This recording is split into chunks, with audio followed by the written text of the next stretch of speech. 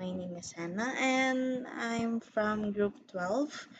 Our database is Pharmacy Management System, and I'll be the one to answer the 1 to 11 problem problems.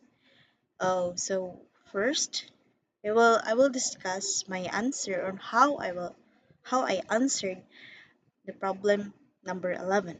So, the problem is find the three most popular brands in terms of total quantity sold for each city and their percentage share of total sales in that city. So, I already have my code.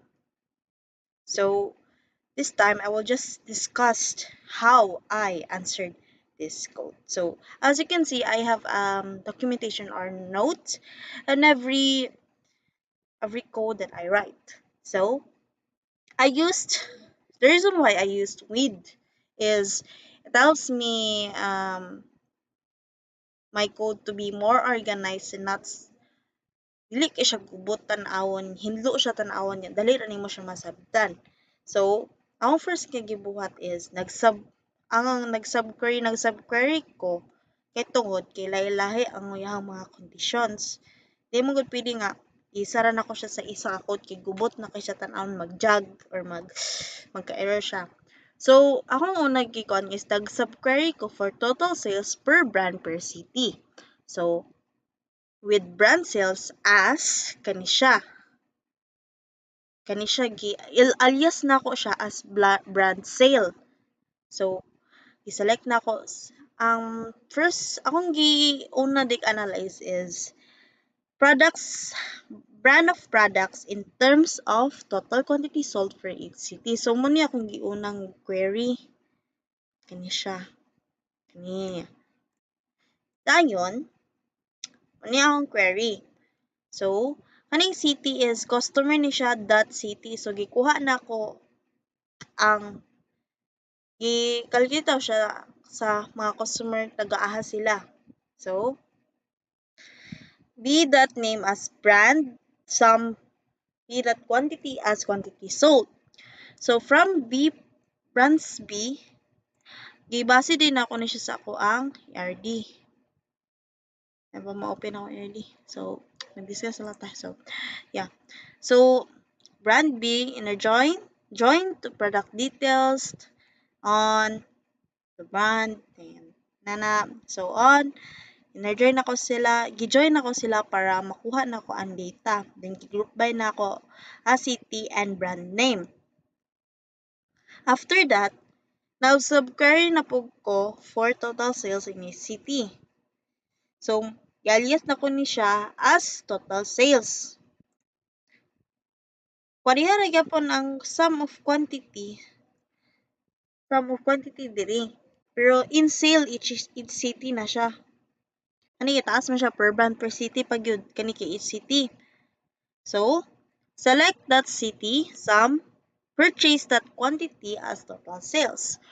From customer C, join purchases on C that customer ID equals foreign purchase at customer ID, join transaction on purchase is equal to transaction dot purchase. I-group by na ko siya as city. So, mananata diri. Sunod, ang ingon man is most popular product brands. So, astas kuti-kuti mo kinabuhi. So, rank brands. So, girank sa nako siya para dali siya ma-analyze niya. Nara, girank nako siya sa sa pinaka-highest sold to paubos. So, BS, na siya, alias na siya ni diri. Brand sales. That city, kuha na ko ang brand sales sa city diri. Diri, BS, CS is city sales, that's total sales, row number over partition by BS, order by, dayon. Anang partition is gitong or gitunga. Siya gilahi-lahi. Then, ordered by quantity sold and then basta kay opposite pagod ang ranking sa list. So, descending order din na siya, descending order as rank. So, from brand sales, join nimo si City Sales on brandsales.city para makuha nimo ang data nila duha. Kaya na nimo i-join nimo sila ang all data nila. Then, after nimo nakuha ang rank, syempre, pangitaon nimo ang top 3 per city with percentage.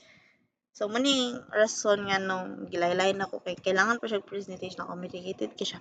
Dayon, rank B, that city. So, ang RB is rank brands. So, rank brands that quantity sold rank pas total sales. Nakita mo nila total sales, quantity sold, total sales. I-divide na to siya, gi-multiply to 100 as percentage share.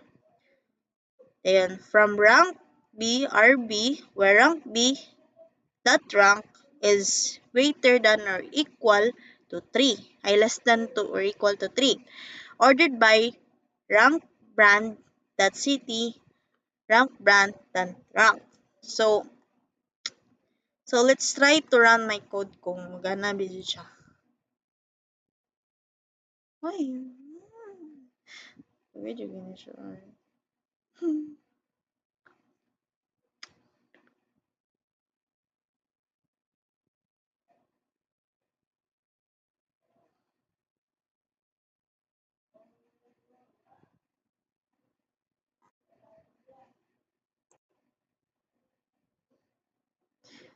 Ayun. Actually, tara.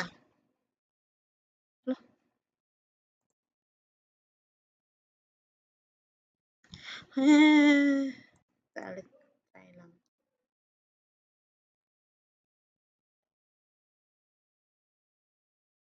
Oh, so,